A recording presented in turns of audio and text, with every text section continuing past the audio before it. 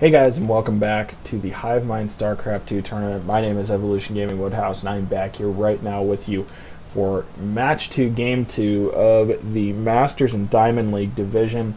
Now, if you haven't watched Game 1 between these two players, it was a very, very hard-fought battle between the two. It was a very, very well-played game, but Warbeak able to hold off the attempted base race of Prosu and take him out with a very, very swift kick of the Stalker boot that is the Protoss army.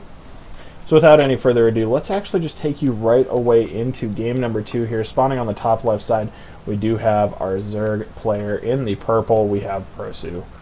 And then going to the other side, we do see spawning as our pink Protoss player, we have Warbeak, up 1-0 in this best of 3. We also do see that this is GSL's Calm Before the Storm, so you have an in-base natural on both sides here, making it very, very macro-oriented. And as you can see, both players are actually not spawning cross positions. This is a big enough map that the GSL felt like it didn't have to do that. So there's no forced cross spawns on here. You can spawn, it's kind of like Tal'Darim, you can spawn really anywhere because it's a huge map. Both players, again, just playing very, very standard. And I'll take this time just to kind of plug the rest of the Hivemind StarCraft 2 tournament. If you haven't gone and watched those games, I think all of them for week 2 are up now, with the exception actually of these 2 Masters games, and I apologize for them being very, very late. As I said in the last game, I have been very, very busy, as has Freaks. So we've been just trying to get stuff done as we can. We do see the first scout from Warbeak finding his opponent on the first scout.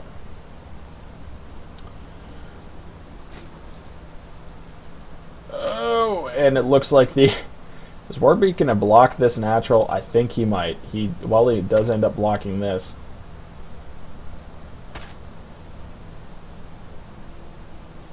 We do see the micro battle going on. Look at all those clicks. Oh my lord. These 2 players going at it. And the pylon goes down for the block. If I were Prosu, I actually probably would have just expanded right there at that point, but that's just me. Warbeak going to go ahead, and he did throw down his first gateway there a little while ago. Warbeak making sure now that he cannot expand on either or. My probe just being a pest. And again, this did force the spawning pool first for Prosu, as we do see the probe from Warbeak just continuing to harass. The natural did just go down. And it looks like we do get just a fairly standard wall off from Warbeak this time, as opposed to not really, well, it was a fairly standard wall off for that map, I guess. We're going to go with that. Standard wall offs both times, let's say that. The first queen is on the way for Prosu as well.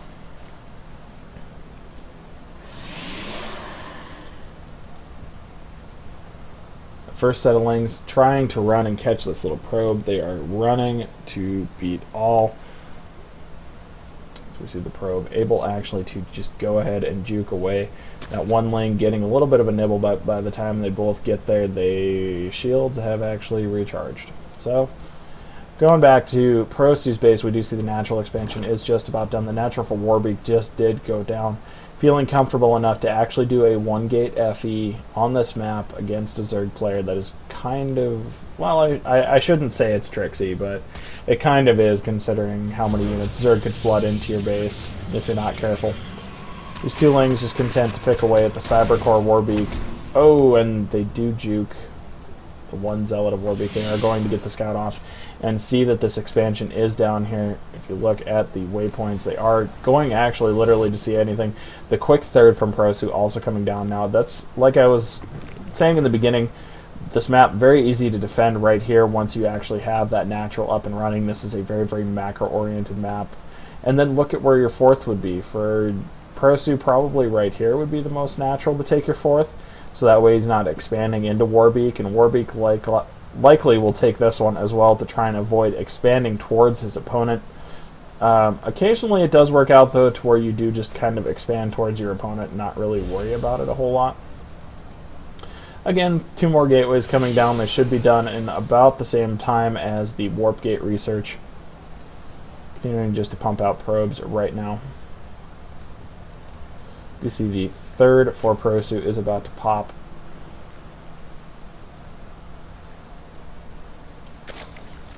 Speed also on the way for Prosu. Twilight Council also going down, so probably some very, very early blink play unless he has something very specific in mind. Warbeak just continuing to pump out dem probes. 2 at a time, taking the gas down here at his natural. The gateway timing, again, phenomenal for Warbeak.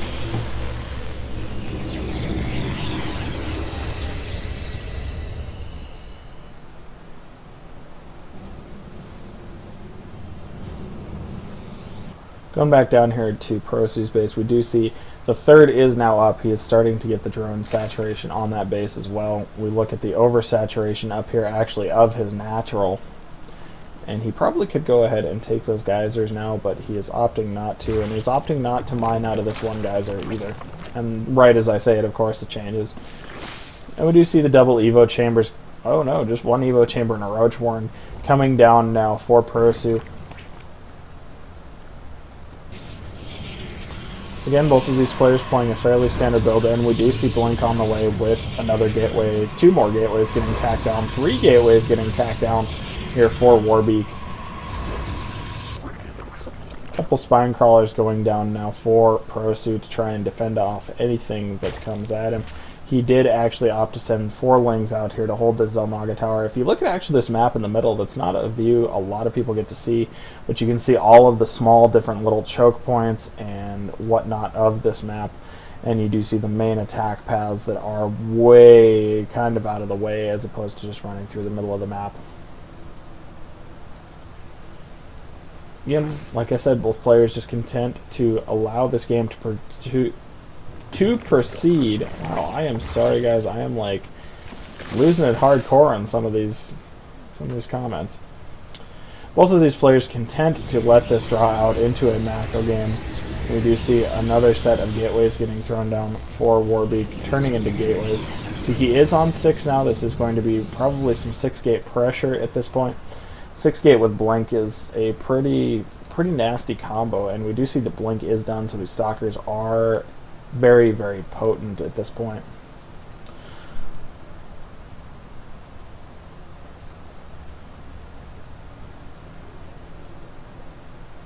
And we do see the push from Warbeak coming in now.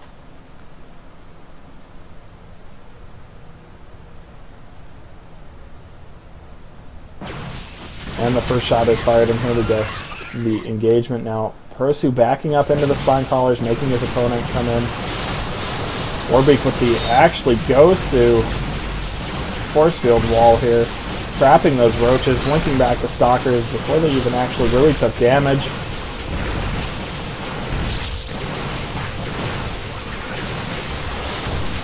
And again, more force fields from Warbeak hitting right home where they needed to be. We do see 10 roaches in production, but I don't actually think that is going to be enough for Prosu to hold off this inevitable push of Warbeak. As we do see the... Oh, and the force field does get broken. This is still a lot of stalkers in the front of the base of Prosu, though. He needs to handle this well in order to fend off any sort of attack. We do see the stalkers coming up here, temporarily getting high ground, destroying that third hatchery.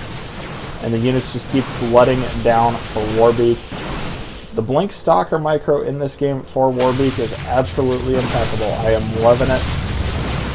The Blink up to get the surround on these roaches. The concave actually does go, and another GG, well played for Warbeak. So we do see Warbeak taking that series 2-0.